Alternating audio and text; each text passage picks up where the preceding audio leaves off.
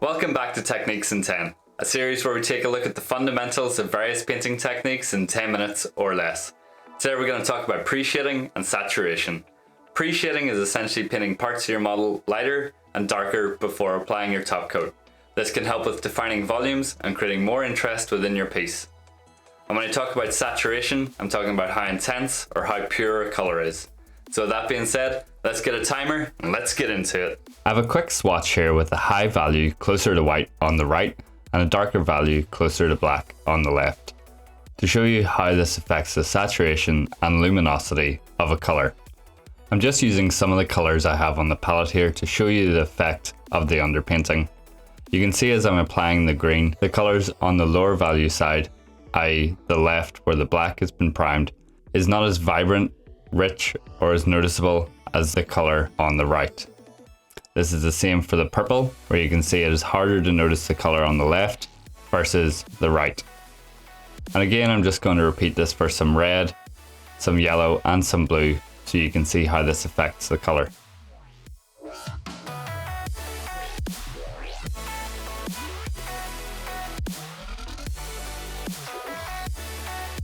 Just to show you how this works on a model, I have marine that has been primed half in black and half in white.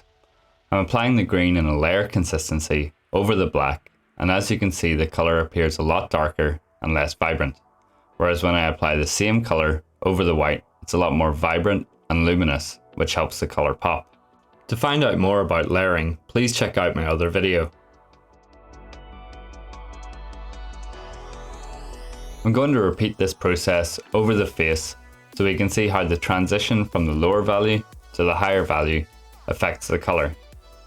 I'll be showing you how we can use these transitions to our advantage later in the video.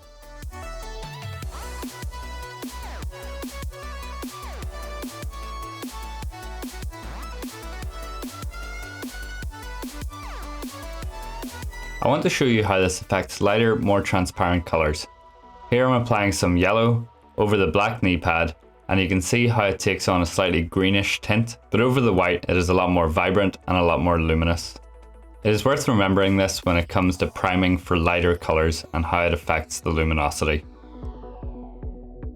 So let's start looking at ways we can use these transitions to our advantage. I'm going to create a quick zenithal light source on the model. A zenithal light source is when the sun is at its peak on an overcast day. There will be soft transitions between the darkest areas and the lightest areas. Starting with a medium grey, I begin to dry brush over the areas that are exposed to the light.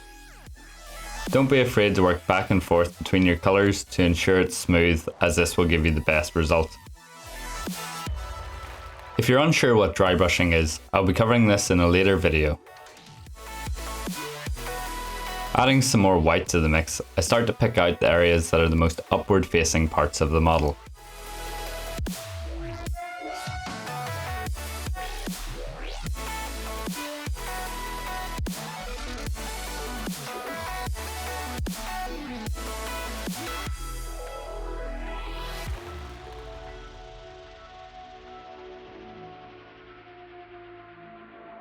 Finally, using a smaller dry brush, I use pure white to target the brightest points of the model. In this instance, it's going to be the top of the shoulder pads, the top of the head, and the top of the backpack.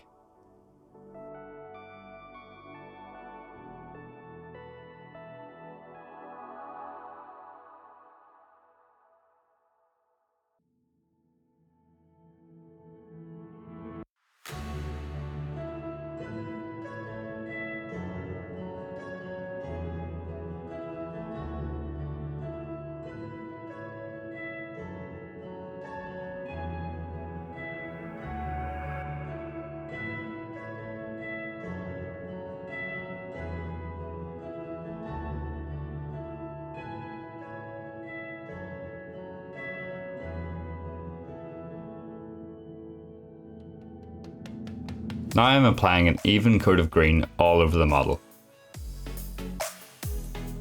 You want your paint to be in a layer consistency so the underpainting continues to show through.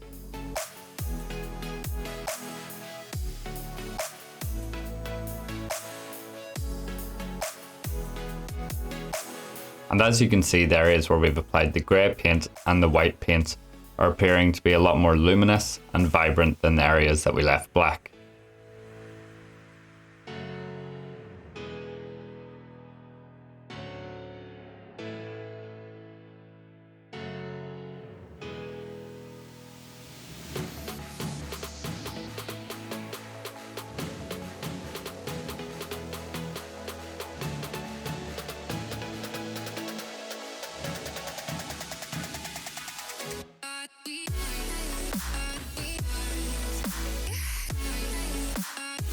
Here I'm applying a second layer of the green to ensure everything has a consistent and even coverage.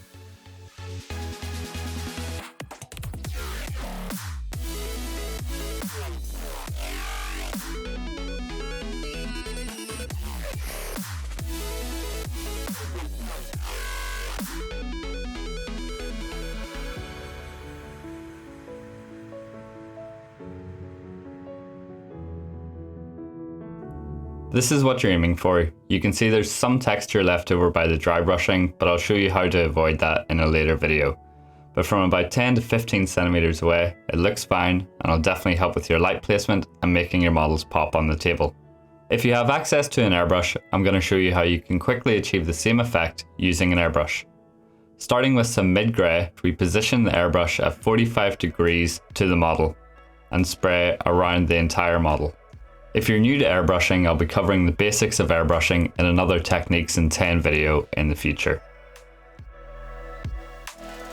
I continue to build up the grey using short controlled bursts from the airbrush, allowing the paint to dry in between and avoiding spider webbing.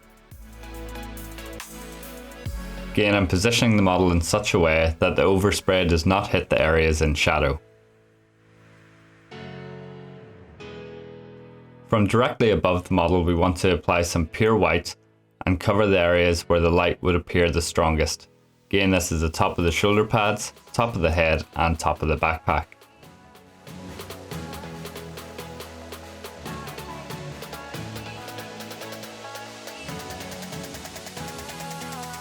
Now apply your chosen colour all over the model.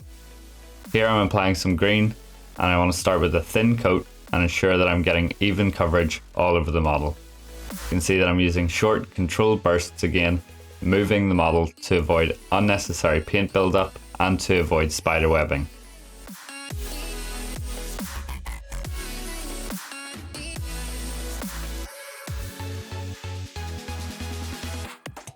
Continue to build up the colour, but be careful not to go too far as you might lose the effect of the pre-shade.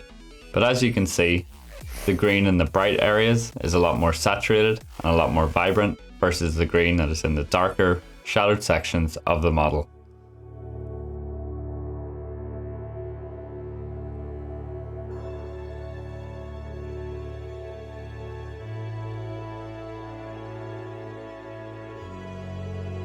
You can use underpainting to quickly establish interesting secondary light sources on your model.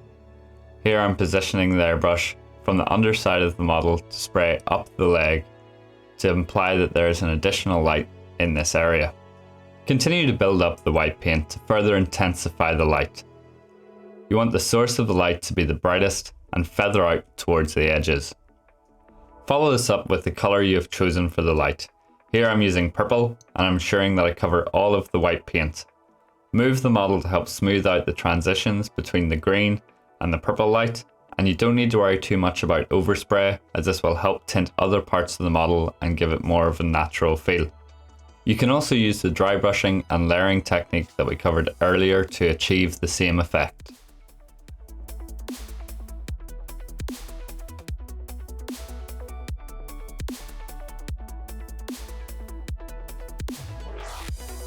Hopefully you'll be able to use this technique to make your models a bit more fun and make them a bit more interesting. You may want to have your light source coming in from a different direction or to help frame parts of the models in a different way. Here you can see that I've applied the light from a different direction and I've used it to help pre-shade parts of the sword. The principles are all the same, but I've chosen to make the face and the shoulder the brightest points, leaving the underside black. Hopefully you found that useful and you can apply it to your own pieces. Being able to control the saturation of a colour using pre-shading can really improve your speed when it comes to army painting, and using these light maps can help create more visual interest when it comes to competition painting. If you have any comments, questions, or suggestions for future videos, please drop them below in the comments. And I stream a couple of days a week on Twitch if you'd like to come by and hang out. All links can be found in the description below.